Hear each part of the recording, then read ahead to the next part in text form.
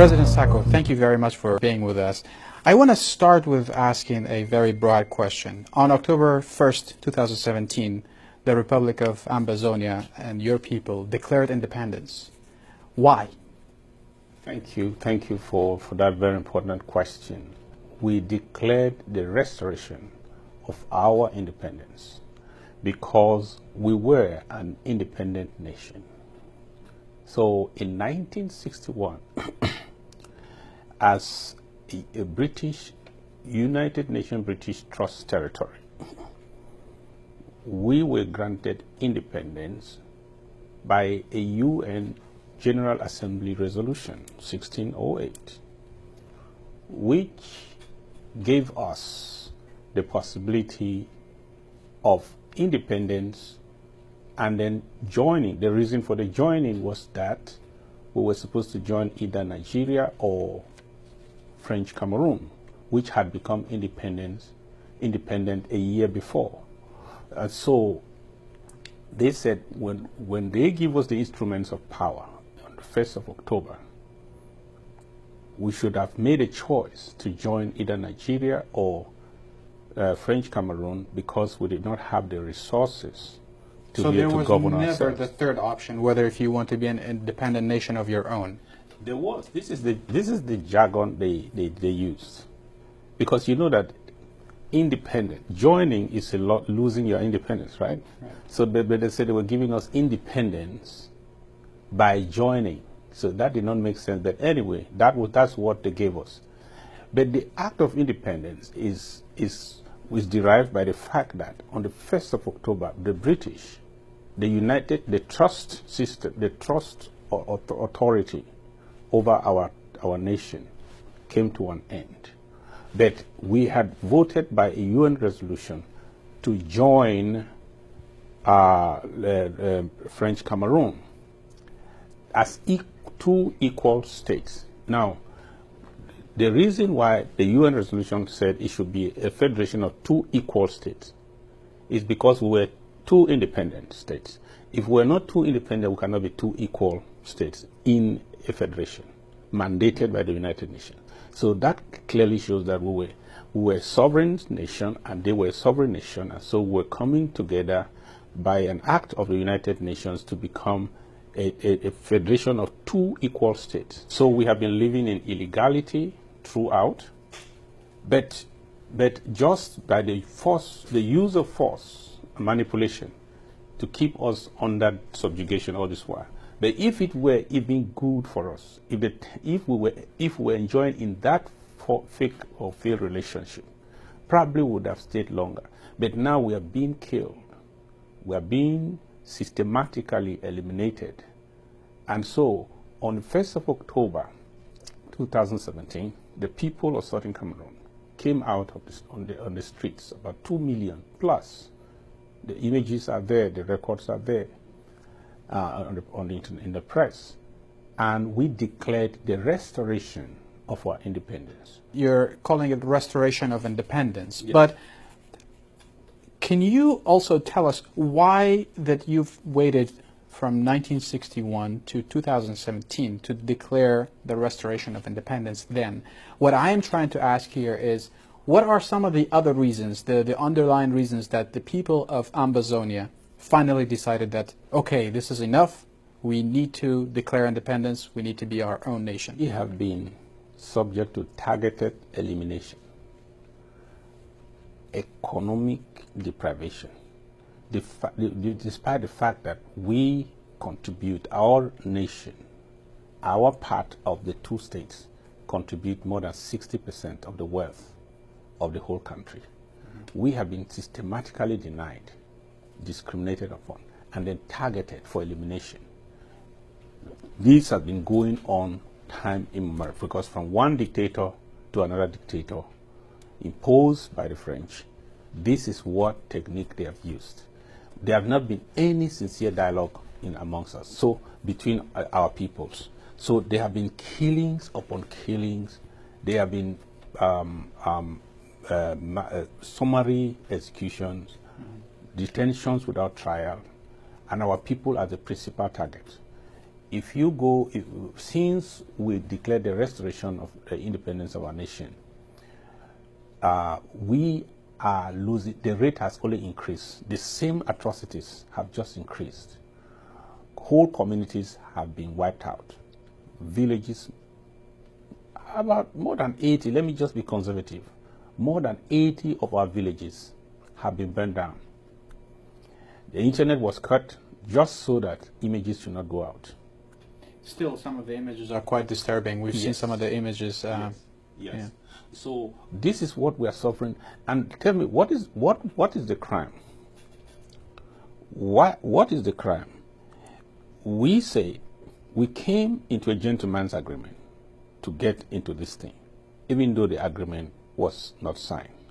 We have lived together for 56 years. This thing is not working for us. And then the lawyers and the teachers come up to present the demands that this is not working well. What's going on in the educational system? This is not what we bargained for. And the only reply we have is arrest all the leaders. And many are still in prison till today. They have been called terrorists. And many have been summarily executed. We don't know the right figure, because when they pick you from your home, people think you are arrested, you are actually eliminated on the way. But the records we have had through our own contacts is that we have about 3,500 of ours who are locked up in various jails where in the Republic of Cameroon. They judge them for what? For just saying that something is wrong with our staying together. Can we fix it? And so there's no dialogue. This is just after declaring the restoration of independence? Or? Yes, it has been going on, but it escalated. Right now, because the moment we did that, they went on and started killing. You know, the day we came out for about 2 million of hours on the streets, they used the same instrument, the same tool they have always used: force and violent repression. They killed hundreds of hours. Hundreds of hours were killed, thinking that when they do that, we shall be scared and we shall withdraw our decision to restore our independence. And that violence only begot more violence. People found a way, they found a need to defend themselves, because these people were decided. If you listen to the audios and videos of the Minister of Communication of the Republic, they promised us hell, that they called us rats, that called us dogs, that they were going to deal with the dogs that come out. And that's it. They killed so many of us. And they were going from door to door, breaking into houses and shooting people, maiming them, shooting some on their legs to maim them, shooting some on their arms so that they will not be able to kill others. And there are many mass graves which even the United Nations sometimes, I mean, there are certain organizations that have tried to go there just to carry out an evaluation. The government of the Republic of Cameroon has refused, and nobody seems to say anything. If they say we are lying or we are exaggerating, what's the right thing to do? They should be able to open their doors to the Red Cross, to the Amnesty International and other organizations, even the United Nations Commission for Human Rights, to go there and carry out an evaluation. They have stonewalled every process of fact-finding in our territory. Yet they want to tell the world that we are lying. This is terrible. That's going on. We have the pictures, and when we show the pictures, they say activists are sending out those pictures. We have the picture. We have the videos. The only thing is that sometimes some of those videos come out that they cannot deny, because some faces are recorded. We don't have that privilege in our territory, because they are mindful of the fact that if recorded, it will further tarnish their image. But this is what they are doing, exactly whatever you have seen in that video of summary killings and execution. That's what is going on freestyle in our territory. Right. And so the president at the time was President Sisoko Ayuk Tabe. Yes. What happened after the independence? What happened to the government, and how did where is he at now? He after declaring independence, he also gave conditions to government. I was a member of government then. I was the Undersecretary for Foreign Affairs. He gave conditions for negotiations to take place. He asked for the demilitarization of our territory. He asked for the freeing of all those who were summarily arrested and kept incommunicado without trial, so that would create an atmosphere, and also requested for mediation, international mediation. So he was a man of peace, even with all the killings that were going on. Then the same logic of violence that these people have ever used, they instead sought a way to cross the borders, go to Nigeria, and abduct him and all his leaders, and thinking that that would solve the problem. Because they have always painted the problem as being fomented by some people in the diaspora. Right. They don't think that they can explain why thousands of people will rise up to make their voices heard at home. What do you tell people to do that? So they abducted him, and through the complicity of the international community, they were able to repatriate them to La Republique du Cameroon, where he is languishing in some bunker because he is kept in very terrible conditions. He was kept for about 6 months incommunicado. Nobody made any statement. Nobody saw him. Then recently, they said they allowed some of our lawyers to see them. They are not in good condition, in good health conditions, and they are saying that they want to prepare for trial, but it's taking forever. Right. They don't even know why they are still in court. And after President Tabe, you became the interim president. Yes. I have to ask, do you have the same concerns? We know President Tabe was in Nigeria. He was, or him and the other leaders of the Republic of Ambazonia, they were either refugees or asylum seekers, but yet, defying all the international rules and regulations, they were still repatriated to Cameroon. Do you have that fear for yourself? What happened in Nigeria was a disgrace to the international community of nations, and a disgrace to African leadership, because the president of Nigeria, whoever the powers that be that he worked for to deliver these people who were asylum seekers in his country, thereby going against basic United Nations regulations and treaties concerning the protection of refugees and asylees, and deliver them to somebody who wanted to kill them. It was a disgrace. And I don't think that is going to happen anywhere else. It may happen, but it's not going to happen in the United States. We are not also blind to the fact that being a rogue regime that is capable of anything, and with the sophisticated French services behind them, they will attempt to do things even illegally to get to us. But you know one thing? It is poor calculation for anybody to think that by eliminating Tabe, the leadership, you would take out the movement. This movement is spiritual. It's already in the hearts of the people. Now, when thousands come on the street, it's not because of me. It's because of what they believe in. If the taking away of Tabe, Ayub Tabe, did not change anything on the ground, why should they think that taking me out will change anything? If we'll do anything, we'll worsen anything, everything. My advice is that leadership is not the problem. Leadership provides an opportunity for dialogue or solutions to be arrived at, because if you take away the head, then there's no mouth that speaks for the people. And how can you talk to a people who are active, agile, and everybody is talking, and you don't have a voice that can speak for them? When you take away their voice, you have made the solution of that problem even impossible. Yesterday there was quite a large demonstration of Ambazonians. And yourself, you're in U.S. I see more activism on part of your government and the leadership here. What I want to ask first is, what was U.S.'s position on the Declaration of the Restoration of Independence first, and what have you been able to achieve here in Washington? Have you been able to speak to different leadership? What's going on? U.S. has one of our largest population of refugees and asylees and our population in the diaspora. This fight has been going on even long before the restoration of our independence. We have been making frantic efforts to reach the State Department, to reach the White House and other powers that be within this country. But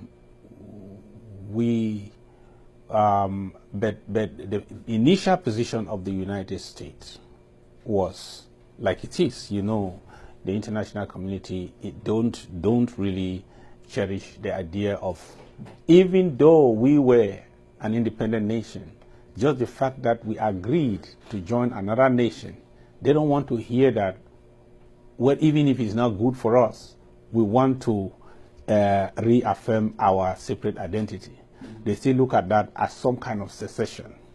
So their position was, first of all, to look at it as an internal affair of an existing country, which is their ally in many ways. But as the atrocities increase, and we are able to bring these atrocities to the knowledge of the U.S. government, this is a country that has institutions, values, and laws. It has started pricking the consciences of many people within the system to think that whatever be the interests behind this, we cannot give a blind eye. We cannot continue to give a blind eye. So the ambassador, U.S. ambassador to Yaoundé, started speaking publicly. Mm-hmm. So we saw that the system, and even told Mr. Biya that he should prepare for his retirement, like Mandela. Should think of his days after he has left office. So that public show of a change, of a shift of position, is what we are counting on. Mm-hmm. And we believe that if we continue what we are doing, sensitizing the people, emphasizing the evils that are going on, and that will make this union, this failed union, impossible to maintain. Mm-hmm. Then we believe that the institutions of this country will finally do the right thing. So, Mr. President, just 5 days before the declaration of restoration of independence in Ambazonia, in Kurdistan region across the world, we had our own referendum for independence. Mm-hmm. At that time, we had so many different foes and one friend of ours who spoke out. I know that drawing a comparison may be not the best idea, because obviously your situation, your case is quite different from ours. But what other countries are there that you see some friendship in? Who are the biggest foes of your independence, and who are the biggest friends of your independence? Here's the thing. There is the unofficial and the official position of nations. To tell you the truth, everywhere we have entered and we have presented our case clearly as it is, we have had sympathies at the highest levels. Mm-hmm. But that's unofficial. Because officially there are ties and there are interests that come into play, which we have not been able to break through for many reasons. We have nations that if you were just to like us privately, help us privately, and that would be okay, then probably we will not have a problem. But officially, there are many things that need to shift. Within the AU, you cannot just get one member nation speaking another language because they are a bloc. Within ECOWAS, you cannot extract one nation to speak another language because that's a bloc. If Nigeria is on the side of Paul Biya, then that makes it difficult to extract one nation out of the ECOWAS to take a position on the issues. And if French is controlling about 2/5 of the nations in Africa within the AU, about 1/5 of them are all from French speaking, then you find that even right to the Secretary General now of many organizations, you go in there, you see the presence of the French, and the French lobby is not just here in DC, they are helping them all over the place.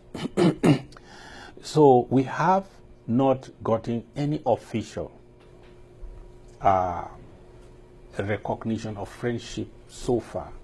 But we have such sympathies that we think that if we build on this, they will be able to get help that will carry our case further into official circles. That's the truth. Okay, and so I have only a couple of minutes left. Actually, I want to address one other question. That was after the declaring independence, after the Eastern Cameroon, or the La Republica's troops moved into the Republic of Ambazonia, there were conflicts, there were fights, and people were killed, massacred, maimed, unfortunately. But there are reports of accusing both sides of the conflict of war crimes. What do you say to those reports? Those who can really commit war crimes are people who have the power to commit them. We don't have even the power to commit any crime because we don't even have what it takes to defend ourselves against an enemy that is armed to the teeth with AK-47 all over the place. This government of the Republic is so desperate to change the narrative. So they put the same soldiers that commit crimes in uniform. What happens? They put off their uniforms. They take those same guns and commit crimes and said these are done by Ambazonians because they are desperate to change the narrative. They want to cast us as some criminal gangs. When did we start? Why is it that criminal thing is coming just now? When did we start? We should have been criminals all this while. It's not when you have brought your army to invade us and you are killing us mercilessly with impunity, then you start alleging crimes. What do you call crimes? Those are all decoys set up by the regime in order to justify their systematic elimination and targeting of our population. They want to deceive that these people are criminals because they call us terrorists. A terrorist is somebody who is using violence to attain his objectives, his political objectives. The aggressor and the person defending himself who is using violence to attain his objectives. It is the aggressor. They came to our territory, more than 15,000 troops in our country, armed to the teeth. Look at their pictures if you can. You will see the kind of guns they are carrying. Look at how armed they are against an armless population that is just asking for their basic right in international law. And then the people arise to defend themselves in any way. They say, no, there's violence on both sides. Self-defense is violence. Those who are attacking us are also committing violence. Which one is moral between the two? Anything more, any picture that is presented other than this is just an attempt by the vicious regime to cover their crimes. We are not involved in that. We are not involved in crime. We are desperately trying to defend ourselves to stay alive. Thank you very much, Your Excellency, Mr. President of the Republic of Ambazonia. I wish you all the best. Thank you. Thank you. For the interview. Thank you.